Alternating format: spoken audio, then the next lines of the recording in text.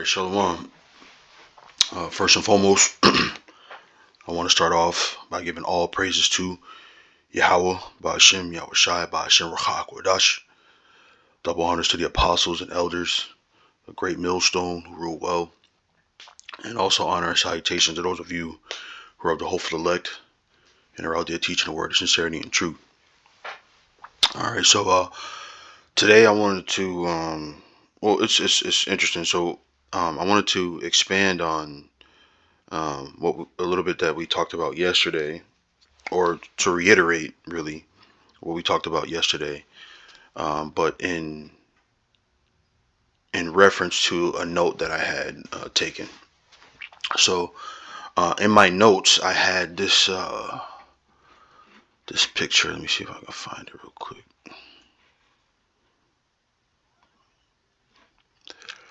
Right here. So I had this picture that I found. Well, it's a meme or whatever they call them. And it said this. It says, "Trusting in God ain't for the weak. You got to be able to still keep it together when everything around you is falling apart. You got to be willing to stand in the paint and still say, Lord, I trust you. With tears running down your face, you got to see it, right? Even when you don't see it, right?" So it gave me a couple of different scriptures. Actually, I'll start right there with that. So let's do this. Is it this one? Yeah. Yep. It said you have to see it even when you don't see it, which brings me to Proverbs 29:18. It says, "Where there is no vision, the people perish, but he that keepeth the law, happy is he," right? So the key is you have to have vision, right? Even in the wake of trouble, right? Even I should say in the face of trouble, you have to have the vision to say, I can see an exit out of this, right? Because what is that scripture that says uh, able to bear? Is that how it goes? Let's see. Yep. 1 Corinthians 10:13. It says, "There have no temptation taken you, but such as is common to man. But the Most High is faithful, who will not suffer you to be tempted above that ye are able, but will with the temptation also make a way to escape, that ye may be able to bear it," right? And so you have to be able to see to the other side of the problem you're in, right? And understand that there's also going to be high points, or let me say it this way. The tribulation or life in general has ebb and flows, right? So you have low points, you have high points. And when you're in those low points, right, you got to be able to see into the future to say, you know what, I'm gonna get out of this, and have enough faith to say, I'm gonna get out of this. Let me open that picture back up. Just leave it open. It says, this also says you got to be able to still keep it together when everything around you is falling apart. You got to be willing to stand in the paint and say, Lord, I trust you. So this also reminds me of let's close this. What's that scripture? I don't know exactly the word. Let me Google it. Let's go to though he slay me. Job 13:15. Let's go there. Job 13:15.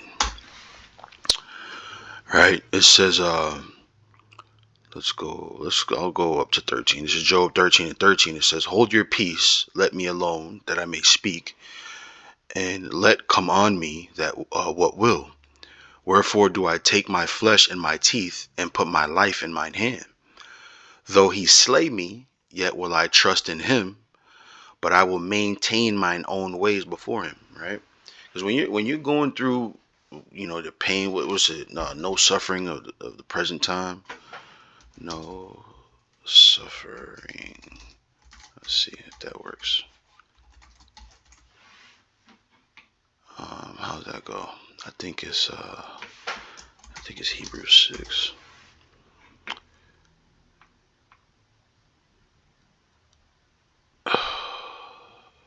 Hebrews 12.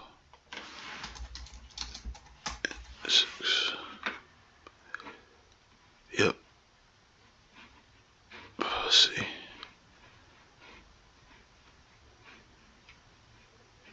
Right here. This is Hebrews 12 and 11. It says, now no chastening for the present seemeth to be joyous, but grievous. Nevertheless, afterward it yieldeth the peaceable fruit of righteousness unto them which are exercised thereby. Right. So when you're in the thick of it, right, it's never pleasant.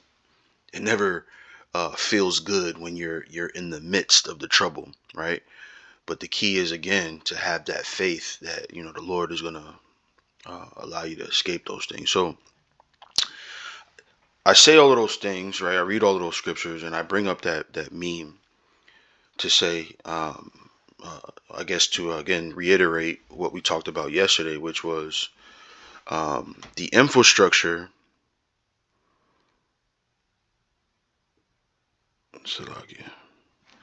The infrastructure of I say America, but the whole world is changing, right?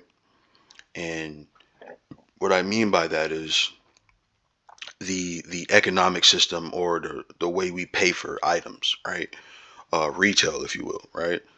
So we pay for things at the cash register, which, interestingly enough, could easily be called the debit register, because we really don't use cash anymore. Debit or credit has become common use. I remember I was driving with my dad once, and we had stopped at the gas station, and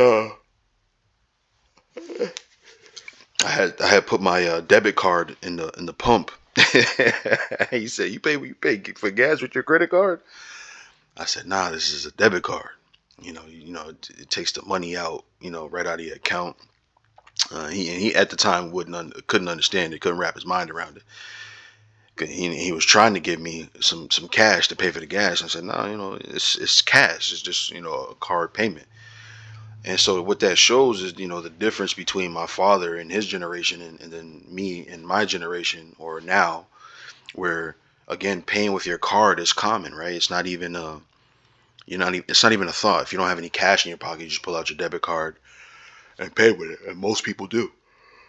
Just go to the store. Go to the store, right? Maybe go to a gas station, go to a grocery store, and you just wait in line and look at how different people are paying. They're either paying with an EBT card, or a debit card, or a credit card, and paper money, whether it be a check or cash, has become a thing of the past. And as the infrastructure, right, that infrastructure continues to change and update as we get closer to the CHIP or the MOTB. As that infrastructure changes, you are going to be forced into, right, some and now it's okay. Like, debit is not something that you have to get implanted into you, right? But as the infrastructure changes, you're going to be forced into this way of life where you have to pay a certain way. You can go to stores now and they say no cash is accepted here, right? And so that infrastructure is going to change, and you're going to have to make a decision, right?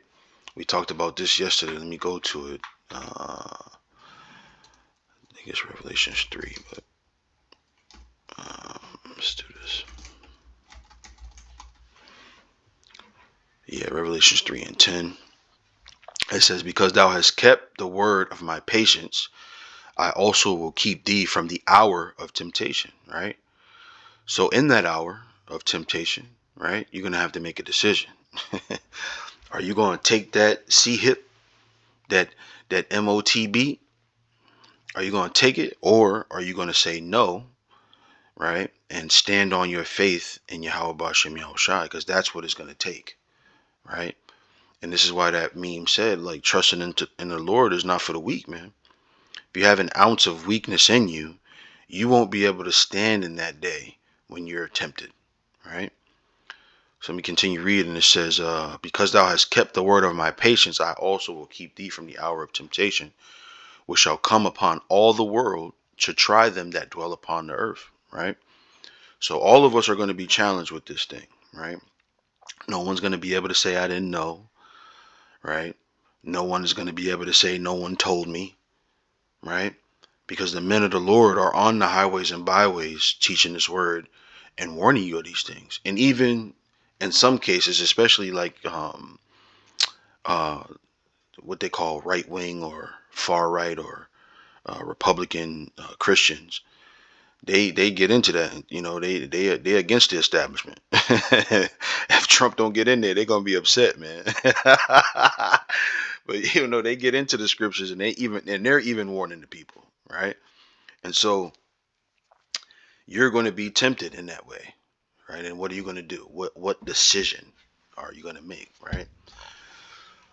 So let's keep going. Let's see. Let's go. What's this one say? Yeah. This is Sirach 2:1. It says, "My son, if thou come to serve the Lord, prepare thy soul for temptation." Right? Let's see what that word temptation means. Temptation. The desire to do something, especially something wrong or unwise, right? Desire, urge, itch, impulse, inclination, a thing or course of action that attracts or tempts someone, right? Lure, allurement, enticement, right? So, and both of these things they apply, right? Both of these definitions, I mean, right? They apply because you're going to be, right, lured or attracted or tempted, right, or seduced into taking that C hit, man. And for those who don't fall for the seduction, it won't matter really because they're changing the infrastructure. You're not going to have a choice but to do it unless you have some faith, right? Unless you hold on, right? So it says, set thy heart aright and constantly endure and make not haste in time of trouble. Why? Because it is an exercise to the mind, right? When you're being tempted in all of these ways as we walk through this journey. It is an exercise in saying no. It is an exercise in discipline, right? To say, I'm not going to do this. I'm going to do this way, not this way, right? And so when you get to that final hour of temptation, now you've built up this fortitude in yourself to say, no, I'm not going to do it. I'm going to follow the Lord, right?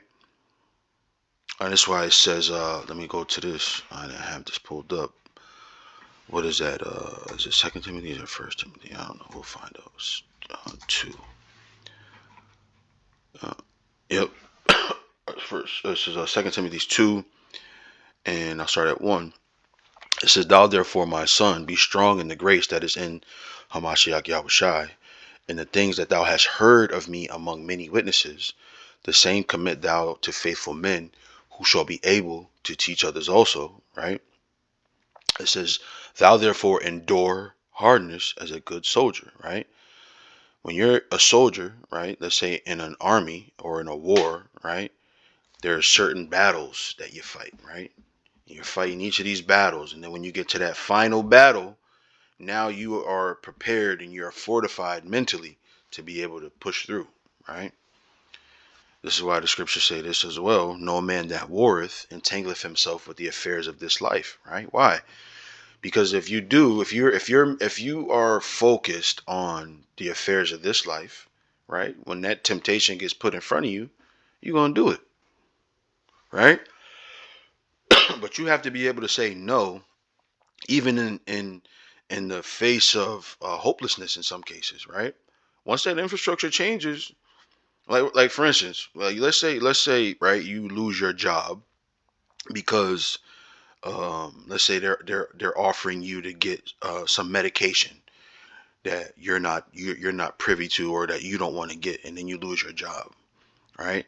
That is that is a hard decision to make because what? That's how you take care of your family. That's how you pay your bills, right? That's how you buy your food, right? That's how you pay the electricity for the heat, right? So when you're challenged in that way, right, you got to have the faith to push through. Again, the faith to endure, right?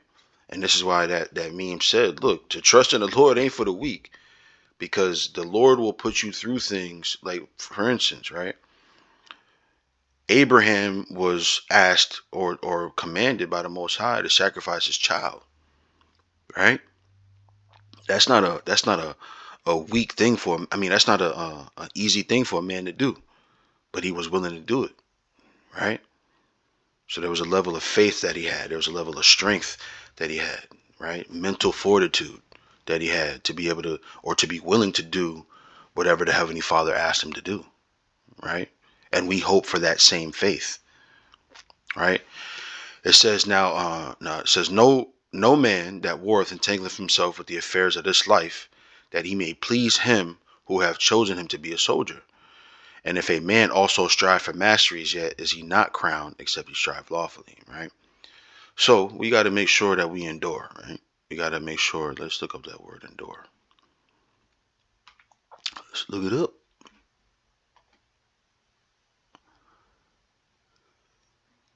Kakopatheo. It says to suffer, right? Endure evils, hardships, troubles, to be afflicted, right? You got some people that are not willing to be afflicted. They're not willing to endure hardness. When it gets hard, they flee, right? But you have to have this endurance in you, man, right? Even in the you know, again, the face of the difficult things. All right, so let's go back here. It says, set thy heart aright and constantly endure, and make not haste in time of trouble. Cleave unto him and depart not away, that thou mayest be increased at thy last end, right? So we know the end, right? And so we got to have the vision to believe it. You got to have the vision to believe it. Without that vision, you're going to fall for anything that Esau puts in front of you to save your life for the moment, right? It says, whatsoever is brought upon thee, take cheerfully and be patient when thou art changed to a low estate, right? I said something that reminded me of a scripture. Find life. Oops. Find life. Lose it. Is it lose? No, it's lose. Yep. This is Matthew 10 and 39. It says, he that findeth his life shall lose it, and he that loseth his life for my sake shall find it, right? So you got to be willing to lose your life, right?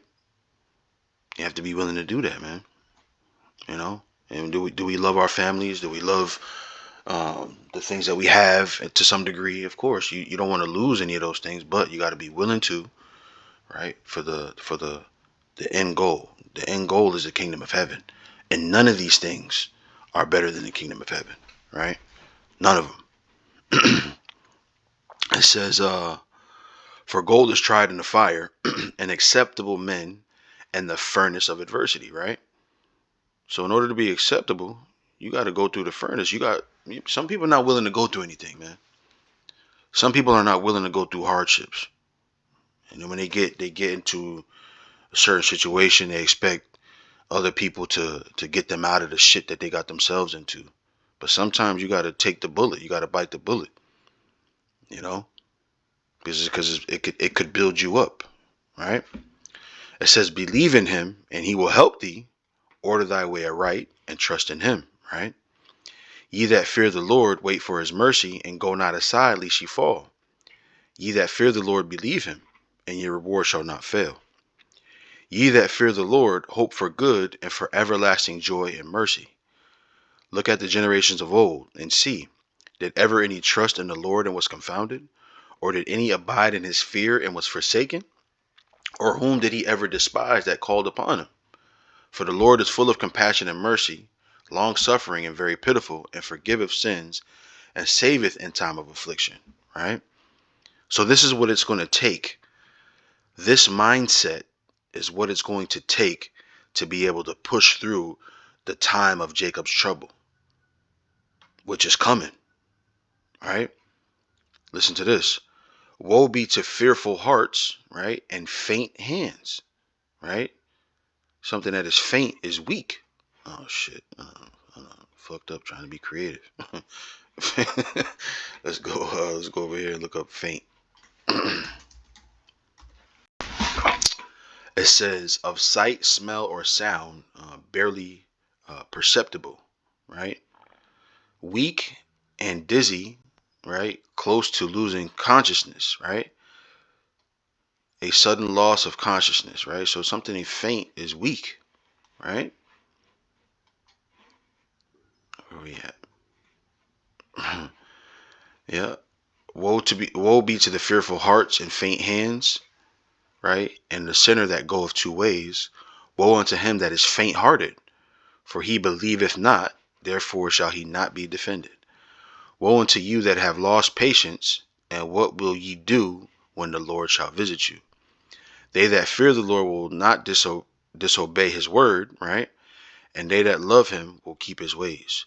They that fear the Lord will seek that which is well pleasing unto him, and they that love him shall be filled with the law.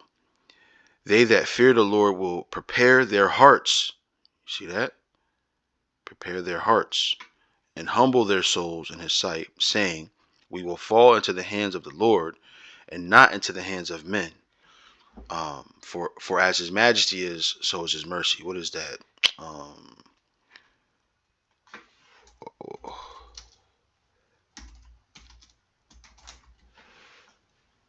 Yep. Acts 5:29. It says, then Peter and the other apostles answered and said, we ought to obey God rather than men. Right? And that's the challenge, man, because men or the man, Esau, or Edom, they're going to put these things in front of you, and you got to be willing to say, nope, I'm going to do what the Heavenly Father asked me to do. Right? In the face of the guillotine, in the face of whatever kind of persecution they have for you, right? I kind of skipped too because I wanted to show some other things. I read these scriptures first, but let's go here. This is 2 Ezra 14:14. It says, let go from the mortal thoughts, cast away the burdens of man, put off now the weak nature, right? So let's look at some of these things that I'm talking about when it comes to the infrastructure. I should have did this first before I read those scriptures, but it's okay. So when you look here, right, you got these.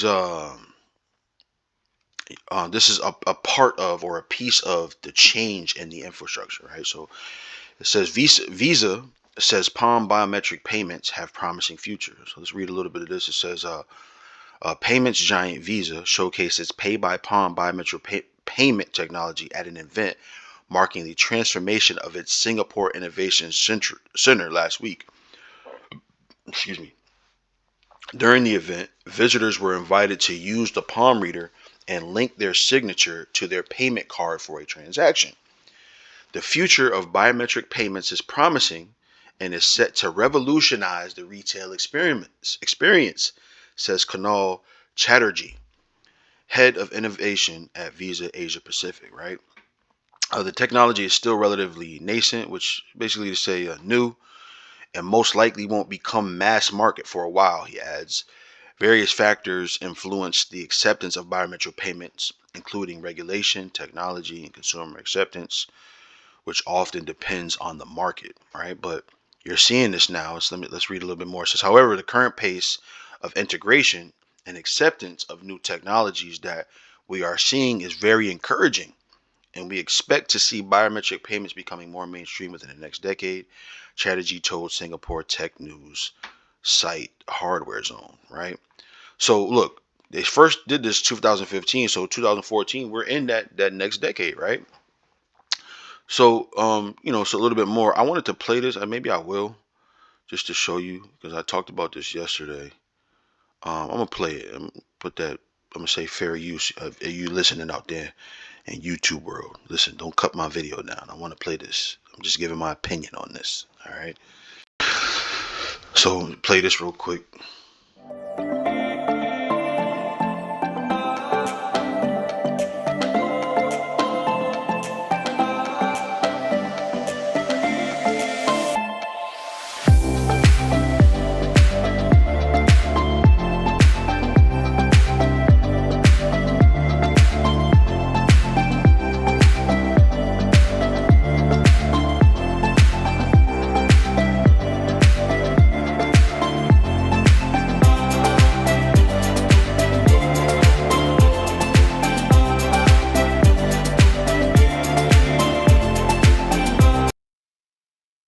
see? So you seeing this is what's coming, man. Or shit, it's here, right? So this is the article about what you just saw. It says Amazon will soon let you pay for groceries with your palm at any Whole Foods, but tech experts urge caution. Right. So here's the uh, some more temptation. So let's read it so I can show you what I'm talking about. It says in the near future you'll be able to purchase things with a swipe of your hand. Pay by Palm is already available at over 200 Amazon-owned Whole Foods Market stores across the country, one being in South Boston. Not South E, but South Boston. So it's still north of Southie, what was known as Southie, but it's the southernmost part of North Boston. It's a Whole Foods. I don't know why I'm telling you like y'all going, but anyway, the Whole Foods that's in the area where we teach at, has this technology already. So it says, and by year end, all 500 plus stores throughout the U.S. will offer the payment option, according to a July 20th press release. So this is old. This press release anyway is old. Damn. Oh, this is the sign as of 2017. I don't know if there's a date on this. Saturday, August 26th. So this is pretty old. So now all of the Whole Foods probably have this by now, right? It says this means customers who sign up for the Amazon One program won't need their wallets or phones to pay for groceries. Amazon One is a type of biometric based form of payment which uses your unique physical features such as your face or your palm print to authorize payments. Here's how it generally works. You sign up for a biometric payment program such as Amazon One by providing your credit or debit card information and other details like your phone number or a valid ID, depending on the retailer. Then you scan your hand, face, or fingerprints, which are attached to your user profile. From there, you can use your hand, face, or fingerprints to pay at certain participating locations. However, some tech and cybersecurity experts are expressing concern about this evolving technology. So, what's their concern, right? And I was thinking the same thing here, but listen. Why biometric payment options spark security concerns. Since your hand or face is completely unique to you and can't go missing in the way your credit or debit card can, some may argue that it is a more secure form of payment. But that's not necessarily so, says Hafiz Malik, an electrical and computer engineering professor at the University of Michigan who researches cybersecurity. Artificial intelligence, which you see all the time, you got Jake making these pictures. You got Jake making these pictures. You got a guy like this. You got a guy like this with an afro, a big ass V-neck garment, a velour garment, with a V-neck with his chest out. That's the type of AI people are making. But all jokes aside, with AI, someone can make your face, right? Someone can make your voice. Someone can make your handprint, right? And honestly, I'll be honest with you, this palm and this face technology, that is all data collection. You understand? So yep, give me your palm print. Yep, give me your fingerprints. Yep, give me your face on your screen. That's all data collection, so that they can make this artificial intelligence. Pretty soon, they can make you make a prank phone call to the government. Oh yeah, uh, Mr. John Doe called the White House and threatened to put a bomb, but we found him. Here he is over here, in Boston. We're gonna arrest him, right? They can have you rob a bank and put your image. You have you looking up at the camera. It ain't even you, but they got your face and enough with enough data to make it look like it was you robbing that bank or doing some terrorist attack, right? So it's the same thing that can happen here. They can use AI to make a duplicate of your hand or face and then take your shit. But that's the trick, right? We got something better that AI can affect, which is what? The CHIP or the MOTB, right? So let's keep going. It says artificial intelligence technology could be used to create fake versions of your voice, face, or handprint, which could then be used to dupe biometric-based payment systems, Malik says. There needs to be countermeasures, such as liveness detection, in place to detect whether these are spoofed or impersonated identities, he says. To its credit, Amazon says its palm scanners use liveness detection technology and are able to tell the difference between a live palm and a fake one. Yep. That's what's going to happen. Niggas going to be getting their hands cut off. When motherfuckers get hungry, you get your hand cut off, they're going to bring your shit to the store. Because it started now in these more upscale grocery stores. Whole Foods is more of in opulent areas. It's not in the hood or in the common areas of each of these towns. It's really just in the upscale communities, right? But it's gonna come to the hood. You better believe it. It's gonna be at Aldi's. We paid $2 for for a piece of steak, or 8 chicken wings in that motherfucker. It's $2, right? So that's it. That's it. Hopefully that was edifying. Again, with these technology changes, with all of this temptation that's coming, you got to have faith, right? To have faith in the Lord. It's not for the weak, right? So again, hopefully that was edifying. I want to give all praises to Yahweh Bashim Yahweh Shai Bashim Rakak Wadash. Double honors to the apostles and elders of Great Millstone who rule well. Honor and salutations to the elect. And with that, I say Shalom.